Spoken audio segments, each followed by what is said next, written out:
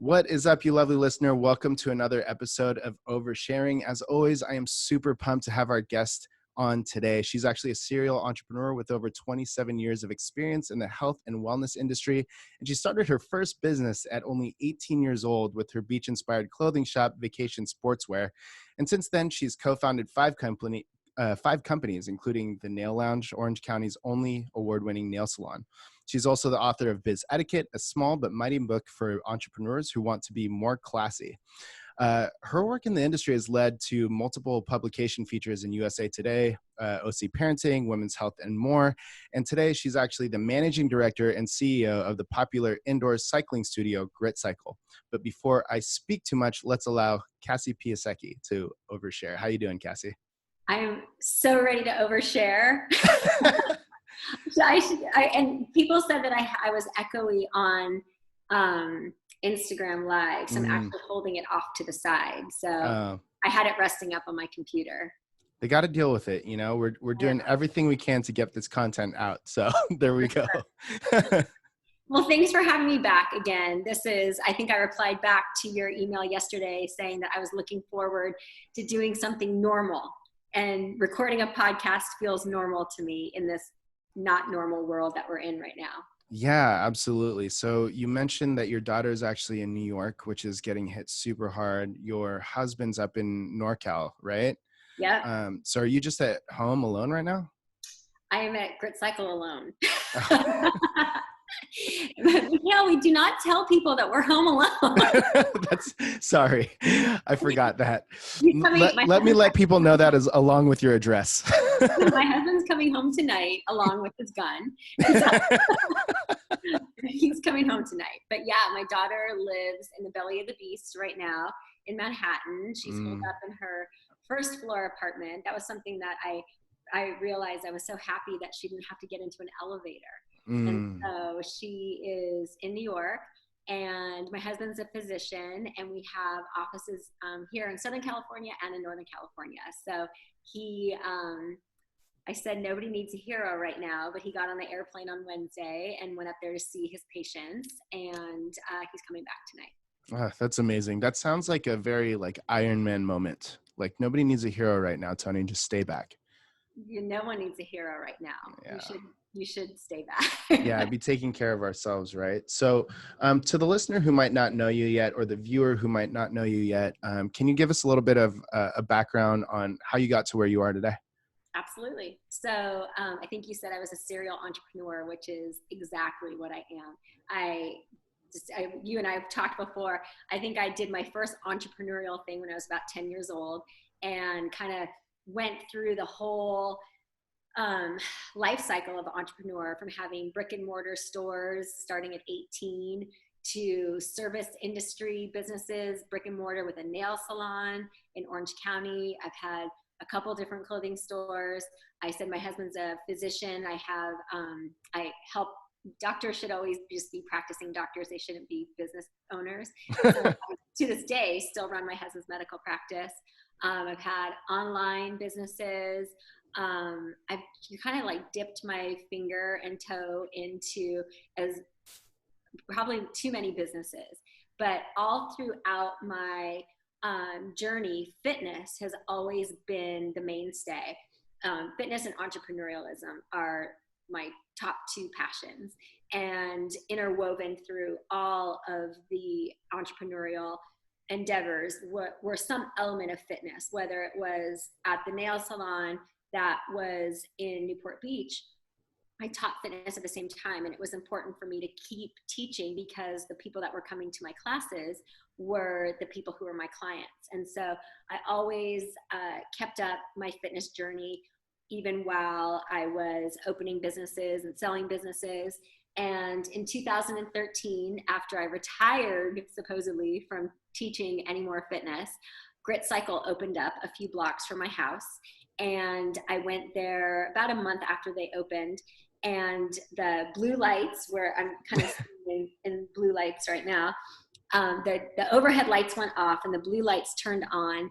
And I leaned over to my friend who I dragged with me, and I said, I need to teach here. So a couple months later, I started teaching at GritCycle in Costa Mesa. And because of my background in business, and at the time, social media was kind of just revving its engine. And I was anywhere where there is a conversation going on, I want to be part of that conversation. So at that time, the conversation was starting to go online with social media. And I kind of had the hang of it back then. And so I offered to help GritCycle with their social media stuff and little business things here and there. And so I continued on as an instructor for several years. And then in 2017, they created a managing director position. And they offered me the opportunity to interview with them, and I took it, and the rest is history. And so, and here I sit in an empty studio with no bikes. Oh, actually we have 3 bikes in here right now, in the middle of a crisis, and excited to do something normal and overshare with you. Yeah, 100%, man. So I hate to dig into it a little bit more, but I know this isn't your first go around with the crisis. I believe you were running the Nail Lounge during the crash of 2008, correct?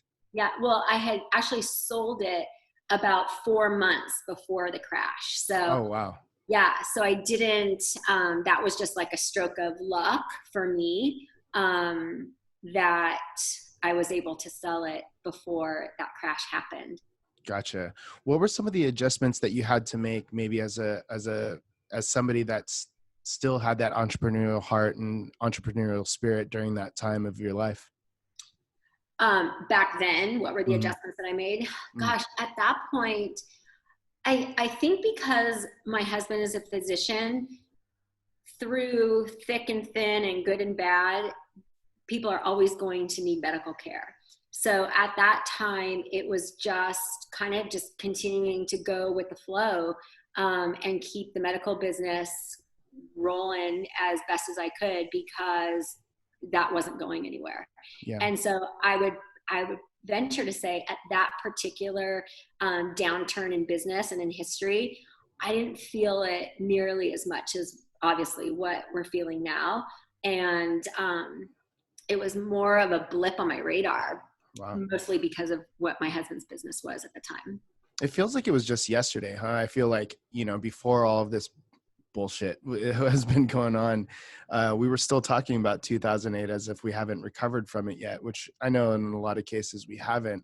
And then we got hit with something like this, and you're in a super unique position because, to the listener who doesn't go to GritCycle, it's an indoor studio, boutique fitness, right?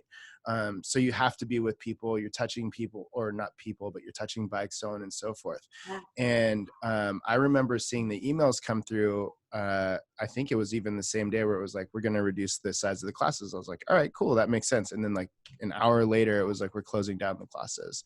Yeah. Can you talk about that moment for you as somebody who's managing multiple studios, running multiple studios, and then having hundreds of customers and dozens of employees? Like, what was that decision like for you? How were you feeling at that time? I got to tell you, it was and still is incredibly surreal. So it was Sunday, March 15th, and every Sunday at 4:30, we have an email that goes out to our clients to remind them to book their bikes for the next week. And earlier that day, we had made the decision, myself and the 2 owners of the company, we had made the decision that we were going to reduce the capacity of the studios, 7 studios here, 6 in Southern California and 1 in Northern California. That was only a month old. And we decided that we were going to reduce the capacity to 50%. So we were going to block out every other bike so that no one could book those bikes, and allow just half the amount of people that normally come to ride. And so we wrote that email. I wrote that email. I don't always write the Sunday emails. In fact, I don't write them unless it's something big. And so I wrote that Sunday email at about 3:00, and we sent it out at 4:30. And about a half an hour later, we had heard that the city of Los Angeles was shutting down all gyms, and anything that was around a gym. And I think it was gyms and restaurants. And I got on a FaceTime with Marisa and Joe, the owners of Grit. And the 3 of us just kind of like looked at each other and said, we probably need to close the studios now. And Joe and I just kind of looked at Marisa and said, "Are you ready?" And she nodded her head. And I think we were all kind of crying at the same time as well. And so I said, "Okay, let me write out another email." And so I sent another email, and it just said, based on what was happening, and it was happening that fast as it still is today on April 9th, whatever day it is. Maybe it's the 10th. I do know it's Friday. And we sent that email out. Before I sent that email out, I did a Facebook Live to my company, the employees. We had 149 staff members from top to bottom. And I did a Facebook Live for them first so that they would hear from me what we were going to be doing. And then we pressed send on that email. And we have, I think, something like 42,000 people on our email mailing list. And so, it's like ridiculous to send out an email at 4:30 and then turn around to someone out at 5:30. That's right. Like completely different. But that's the state of what the world is doing at that time. And so that's what we did. And then the next day it was like, okay, fast forward into closing up these studios and talking to staff and employees. Yeah. So it sounds like you made the decision. I mean, it sounds like you made the decision out of heart, because in a lot of spots, I feel as if, there were a couple studios that were still, trying to kind of wait it out and see maybe if things would turn around. So would you say that it was more out of that decision to do that in that moment? Was it more out of the safety of the, was it more out of the safety of your customers and your employees than it was maybe like the state mandated type of thing? It's definitely for the safety and health of our clients, our staff, and our instructors. It was, even to reduce to 50% was like just a massive pivot that we, you don't make that decision very easily. And then to just go to just completely shut.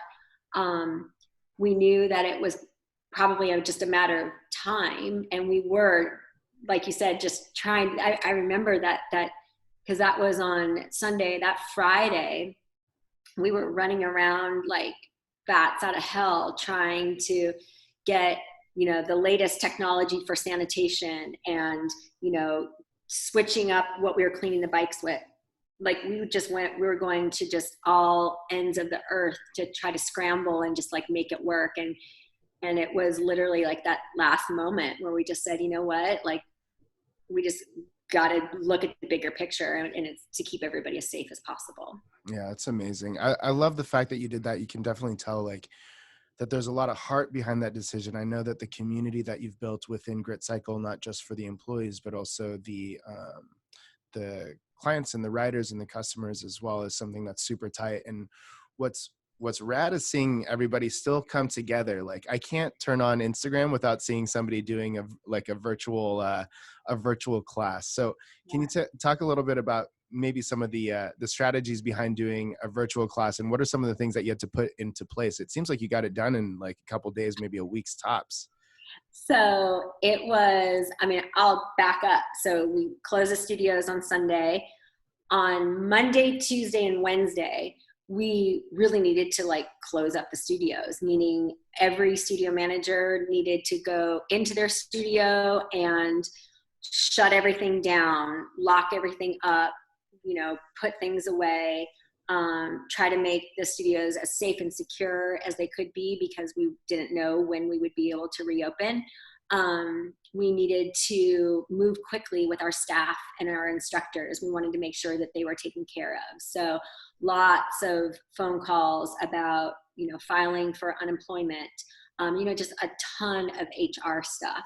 And it was literally like that Monday, Tuesday, Wednesday, we were, the week before we were scrambling for sanitation stuff. That those next 3 days, it was, okay, how do we close up these studios and do what we have to do. We wanted to make sure that all of our staff and instructors got to take a bike home with them, which we had to change a little bit later on down the line, but we wanted to make sure that our instructors were able to stay in instructing shape, and we wanted them to be able to still be creative, and we wanted them to be able to continue to grow as an instructor with playlists and moves and whatever.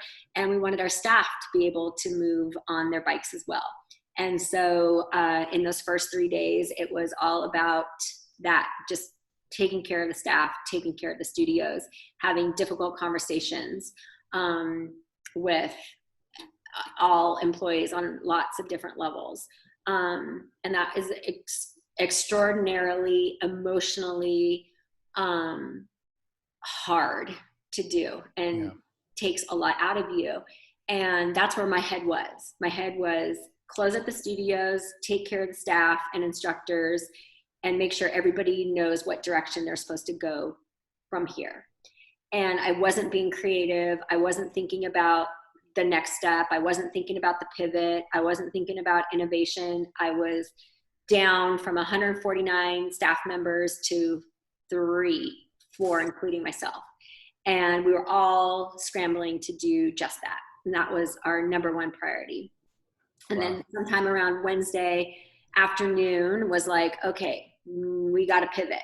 We got to do something. So we made the decision to rent out our bikes, and we wanted to do so in a way that was respectful of what was going on, which was we needed to create social distance. We had one of our clients is a fire chief in Orange County, and he donated his time to sit with us in our studios on, I think he did it on Friday and Saturday, to make sure that everybody knew that we were doing things properly, maintaining social distance, wearing all the things that we were supposed to wear. He was my hero for 3 days. I was like, I can't believe that you're doing this. He was so amazing. And I'm like, lifetime membership for you. So we rented out all of our bikes, and I really, again, still wanted to keep everybody super safe. So it was myself and Marisa, the owner of the company, that facilitated the bike rentals, because we wanted, that other people that work with us have small babies, their own health issues. And so it was important that we be respectful of that. So Marisa and I facilitated getting all of the bikes out, and we rented the bikes. And then we decided to make that pivot to online classes and start to build out a library of on-demand, and which is something that's totally foreign, not my wheelhouse to me. But early on in the game, one of the big motivations for us was our partnership that we have with ClassPass. And I don't know if, I'm sure you probably know what ClassPass is, but for those of you who don't know what ClassPass is, hi, Mom. I see my mom's name on there. ClassPass is a company all over the world that works with boutique fitness studios and gyms to, for lack of a better word or phrase, sell empty spots in your class. And so you, as a user, you buy your membership to ClassPass, and you have a limited amount of classes that you can go to in a limited amount of studios throughout the month. And I got to tell you, ClassPass rose to the occasion like no other company, for everything from prepaying us, or not prepaying us, early paying us our income that we made in the previous month. Usually you have to wait till the 15th. They deposited the money right into all of their partners' accounts. But the other thing they did was they created the capability for anybody, any studio or any fitness professional, to live stream on the ClassPass platform. Say that 10 times fast. ClassPass platform. You could live stream on their platform, and they would give you 100% of the revenue. 100% of the revenue until June. And so that was a big motivator for us to get our act together from a technology standpoint, from a manpower standpoint, from a music licensing standpoint, to get the capability to live stream, which is different than recording classes and putting them on an on-demand library. Totally different technology. And so that was a huge motivation for us. So I want to give like massive kudos to ClassPass. They have been an extraordinary partner during this time, extraordinary. And so we got the live stream stuff set up and to the best that we could. We've had a lot of technical glitches, so I'm glad. Everyone always says, I can't believe you guys did all of this so quick. I'm like, dude, you have no idea what a cluster F it has been. We've moved locations a couple times. It has not been easy. We still don't have our audio stuff down right yet, but stuff is backordered and whatever. So I know I've talked for a long time. Is that okay? This is about you, not about me. So I'm excited. Okay, I'm oversharing. So with that capability of filming the videos and doing it on demand and on ClassPass, the other people that have been massively helpful have been Mariana Tech, who is our software provider, who has worked with our web developer, Reed from IP Studios, and ClassPass, so that the three things are all talking. Our website has to talk, ClassPass has to talk, and our booking software has to talk. And all three of those companies have really jumped to help GritCycle and to help the fitness industry as a whole. And so once we kind of got that stuff down, it was booking instructors, and which presents a whole other HR issue, because you want to be respectful of the instructors. That number one, we want people safe and healthy.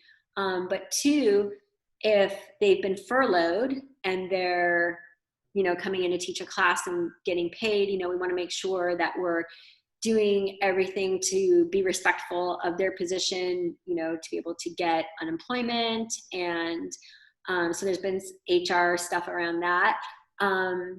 And still being super respectful of health. And so myself and Marisa are the ones that are in here, like doing the full shooting. I call myself pre-production, post-production. I'm a set mover. I'm an audio engineer. I'm like all the things. And it's been a huge learning lesson, and it's been frustrating up the ass, to say the least. But I have persevered, and my team, Katie, Dre, and Jill, have pushed through, and we're very respectful of each other because we all have low patience right now. We're very respectful of each other, but we've put our heads down and done what we've had to do to get the product up. And it's not perfect.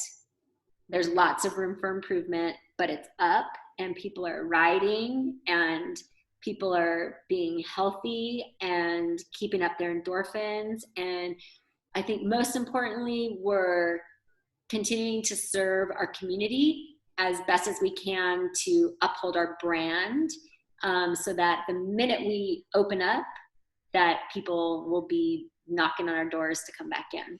I love that. I love what you said about the fact that it's not perfect, but it's working. You know what I mean? And I think a lot of people generally get caught up in the idea that it has to be perfect before you release it. And in most cases, obviously, somebody that takes their brand as seriously as you do, and I do as well, it's like, of course we want it to be perfect. But can you talk a little bit about the importance of moving quickly in general, not just right now, but moving quickly in general to get something to market, to make sure that you are upholding the brand and able to serve your clients? Yeah, I think that I'm going to switch hands because that hand's getting tired. So I am like you in that I want things to be perfect, but I also want to just I want to go live. I want to push to send. It doesn't have to be perfect.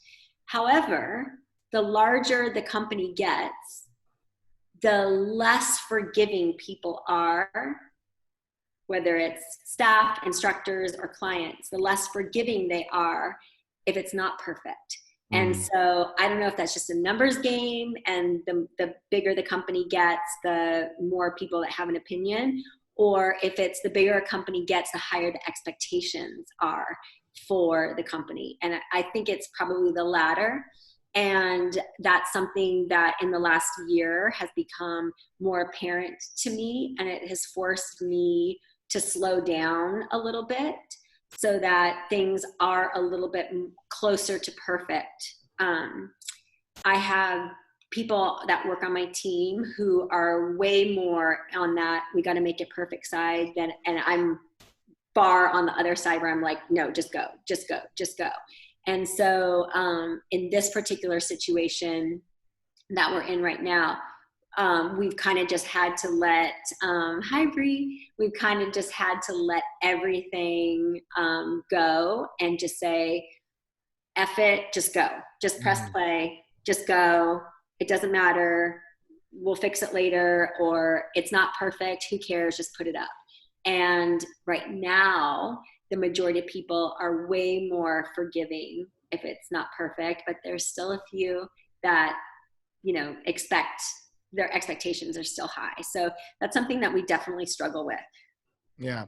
I'm hoping that after listening to this, like, people have a little bit more empathy for for those that are in your position, in that it's not just about locking up the doors and renting out bikes. There's HR you're dealing with, there's production issues, there's setting up partnerships, making sure your websites, all of those things that that you've had to put into play in such a short amount of time to continue to serve the people. And I think that's what a lot of consumers, and in a lot of cases, a lot of, not saying any of GritCycle's employees or anything like that, but a lot of employees take for granted, is how much is actually on your shoulders before you put something out. So kudos to you for doing that. I'm not surprised. I know that you're a hustler even without a crisis. But the whole team. It's the whole team. It's the whole team. Yeah. All five of us. The whole team are hustlers. But I kind of wanted to talk about that a little bit too. I mean, you've from such a young age, you've always had like this hustler's mentality, got to get it done. Like, you know, all of these things.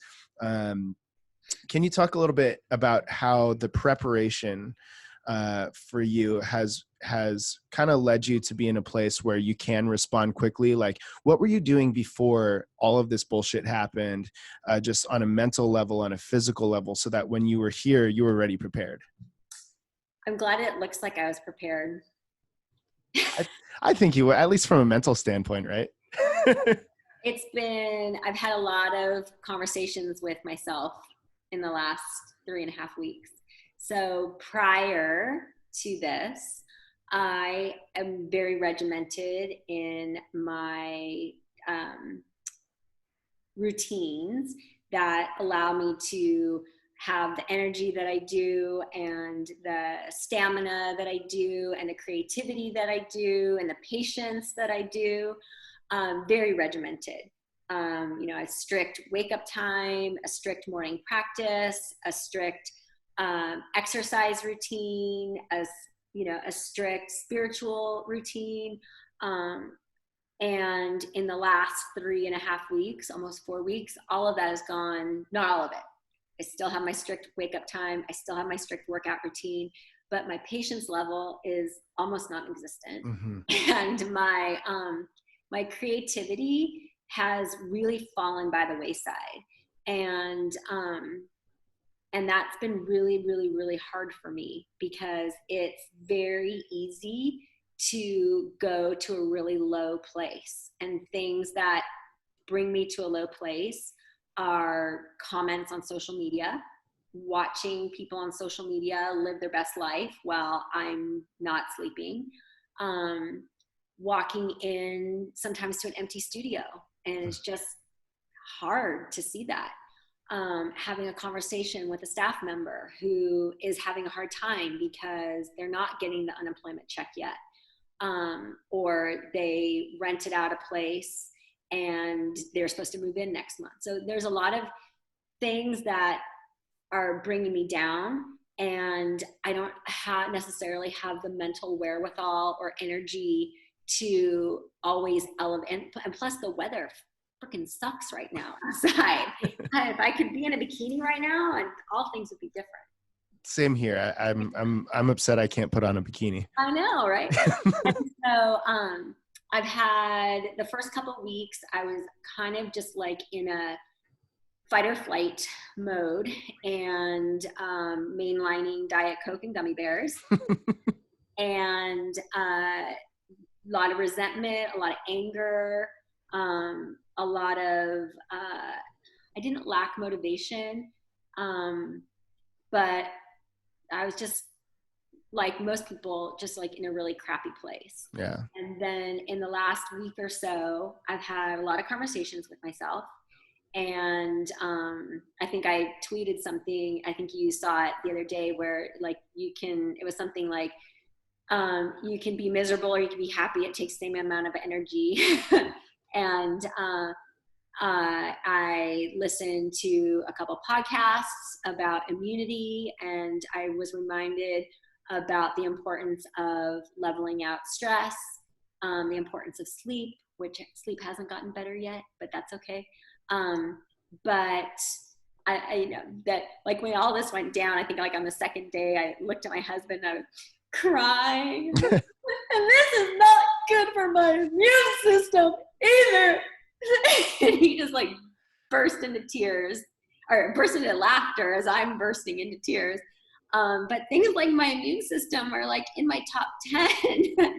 So this last week, I've changed my attitude a little bit.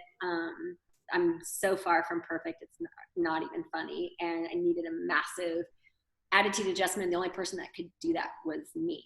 And so I'm still mainlining Diet Coke and gummy bears. But I've been a little bit brighter. Because the other thing too is I'm here turning on the lights and the camera for all the instructors, and I have to be up. And so, I was faking it until I'm making it. And some days it was harder to be up than others, but I'm a little brighter this week. And so that's a really long answer of saying like nothing could have prepared me to handle everything. I think I'm handling it just as bad as anybody else, or just as good as anybody else. Nothing could have prepared me for. Well, I think the fact that you've moved forward as quickly as you have is amazing. Can you talk a little bit about what those actual like tactics were for you to start turning your attitude around? I know that you said you're having conversations with yourself, but are you literally like in the mirror, like get your shit together? Or is it more of like a peaceful conversation with yourself? I don't do it in the mirror because I try to only say nice things to myself in the mirror. But I do it in my car when I'm driving to and from the studio. And I just like, I literally say to myself or to my husband, like, this is not a time to be at odds with myself.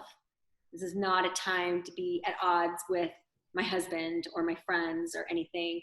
This is a time where you got to pull it together, girlfriend. Like, and I will say that to myself.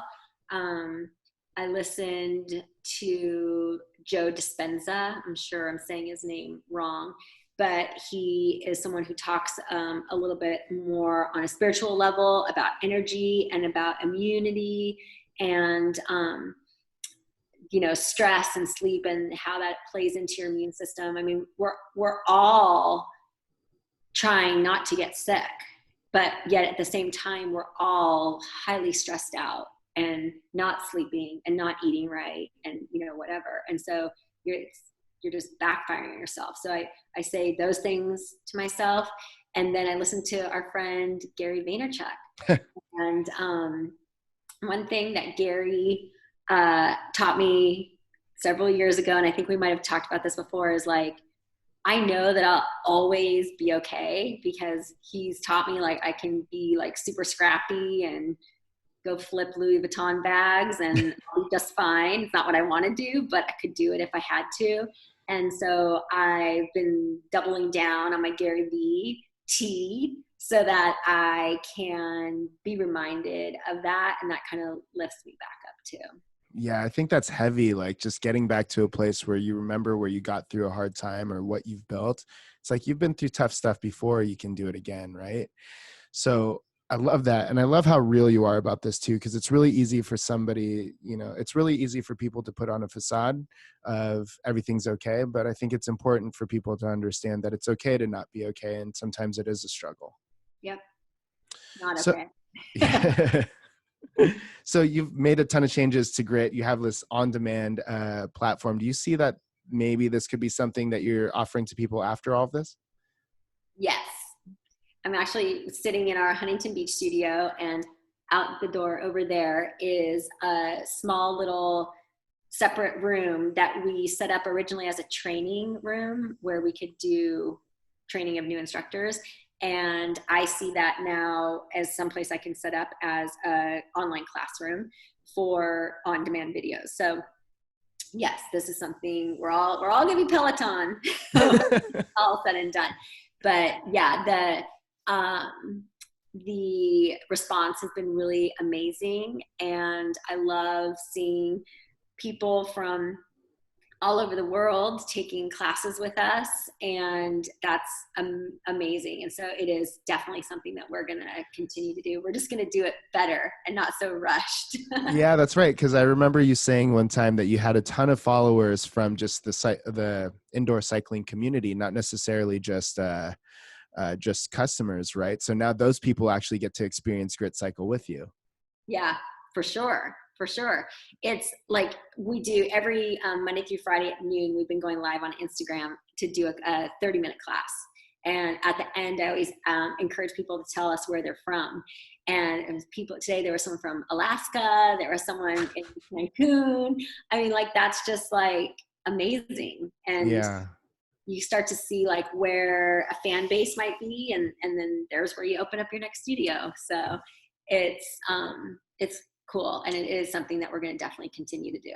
Yeah, man, that's amazing. I actually got goosebumps when you said there's somebody in Alaska, because that reach is just so cool. And now you get to kind of extend the brand, extend the personalities and everybody who's been so incredible at GritCycle to people outside of California for now. So Yeah. I'm excited for that.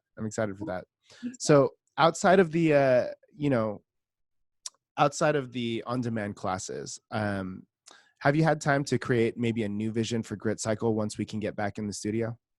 From the last time that you and I talked, how many studios do we have? I mean, it wasn't that long ago. Yeah. We have opened up 5 studios in 2 years, which is fast.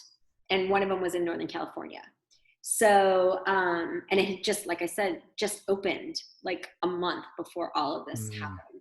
So, the initial thought that I had when all this went down was, okay, here's a chance for us to breathe a little bit and clean some stuff up and get tighter and get leaner and meaner. And because I haven't really breathed in a couple of years. And I think so that was my first initial thought, was not necessarily, okay, how do I innovate from here when we reopen? It was actually being a tighter, stronger company when we reopen. And so, just being able, just coming into one of the studios and seeing all the cords behind the counter and just thinking, God, we can clean it up now. We've got time. So that's what I'm looking forward to, is a slow, because to be honest, like, I don't think the government is going to just say, okay, you can open now. I think it's going to happen very slowly. And so I'm looking forward to a slow reopen so that we can just really kind of go back to basics and just solidify that foundation a little bit. So first of all, I appreciate everything that you've shared with us. It's probably the most open conversation we've had about the effects of how this can take on somebody. I kind of take the route of powering through a lot of things, but I'd be lying if I said I didn't feel a lot of the same things that you're feeling as well. So to maybe the business owner, the entrepreneur, whoever it might be, who doesn't have the luxury of just working remotely, because you guys can't necessarily do that. What are some pieces of advice you can give to them, either from a mindset standpoint or for a tactical standpoint, that they can kind of prepare themselves for if they haven't already had to make those changes for themselves? Oh, I'm still catching up with that.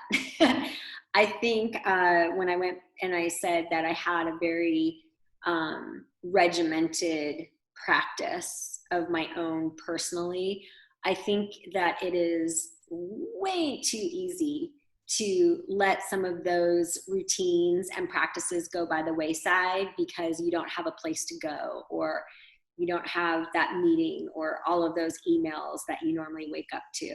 And I said early on, like, okay, well, if I get to go into work a little later, I'm not going to adjust my bedtime or my wake up time by more than 30 minutes because it will hurt too much when I have to go back to the regular schedule. So nine times out of 10, I'm still waking up at the crack, well before the crack of dawn, just to maintain. I think that gives me an edge. And so I want to maintain that edge even when I don't have to be someplace at 8 a.m. So I think it's important to still continue your daily practice so that you can stay right in your head. And I mean, the other thing is, and I think everyone's hearing it a lot, is this is the greatest equalizer. Mm-hmm. So, if I don't get to go out and buy a new pair of Yeezys because I'm trying to save my money, it's not like I'm going to look over and see my friend have the new pair of Yeezys because we're all, and then everybody's kind of in the same boat. Yeah. And no one's taken a fancy trip to Paris, and no one, so there's comfort in that. So when you find yourself getting down, like, be comforted in knowing that we're all in the same fucking boat. Yeah. It sucks, and I hate boats, but we are. God, I hate boats. But we are, and there's some level of comfort in that. My husband isn't quite there yet. He doesn't really get that point of view, because at home I am a little bit more relaxed, I think, because of that. I don't know that there's really anything more that anybody can do to prepare, because it's just so unprecedented and so uncharted territory. Yeah, I agree. And I will attest to the fact that you are still up at the ass crack of dawn, because I found out that the hack to getting a hold of you very early is sending you an email at 5 o'clock in the morning. Yeah. Yep. I do. Getting up super early still. I love that, Cassie. Thank you so much for sharing everything that you have today and being as open and oversharing with us here. But before I ask the last question of the day, if somebody wants to get in touch with you, how can they find you? Well, obviously on Instagram at Smarty Cassie, SmartyCassie. Or you can just send me an email at Cassie@GritCycle.com, and I answer all of those. I love that. So last question of the day. I hope that you've been able to get some time maybe to yourself. And if there isn't something that you've been able to catch up on Netflix that everybody's talking about, is there anything that you are going to dive into tomorrow on your first day off on Netflix? I get a day off on Netflix. So I made a rule a couple weeks ago that at 8 o'clock at night, I was going to shut off work. And so from 8 to 9, that's like been my Netflix time. So I watched Tiger King. And so I think there's an extra episode that comes out maybe today. I'm not sure. So I'm probably going to watch that. But the other thing that I did watch already, and I think that this is what I'm going to continue to dive into, is I watched Unorthodox on Netflix, and it's only a 4-part series. Do you know what I'm talking about? I've seen it. I haven't opened it up yet. It's probably a little more for women than it is for men, but I think men could get into it. But it's about Hasidic or ultra Orthodox, or maybe ultra Orthodox Hasidic Jews, and in New York. And I'm fascinated. The show was amazing. And I've been studying a Jewish website because I want to know all about why the Hasidic men do what they do, why the women do what they do, and the rituals and the traditions. And I'm fascinated. So any minute that I've had in the last few days, I have been going, I think it's called jewishlearning.com. I'm like, okay, why do Hasidic men rock back and forth? Why do Hasidic men carry plastic bags? Like, I'm just like diving in. So I am just going to continue watching more about ultra Orthodox Hasidic Jews. So I actually love that stuff, and I'm going to check it out once we're done with this. So thank you for that insider tip. Good.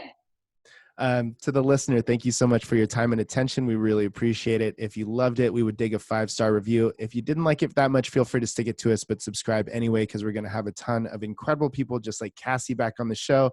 And to everybody on Instagram Live, thank you for putting up with the echo. We'll figure it out. It was fun. I appreciate it. Thanks again, Cassie. Can't wait to ride with you again soon. I hope so.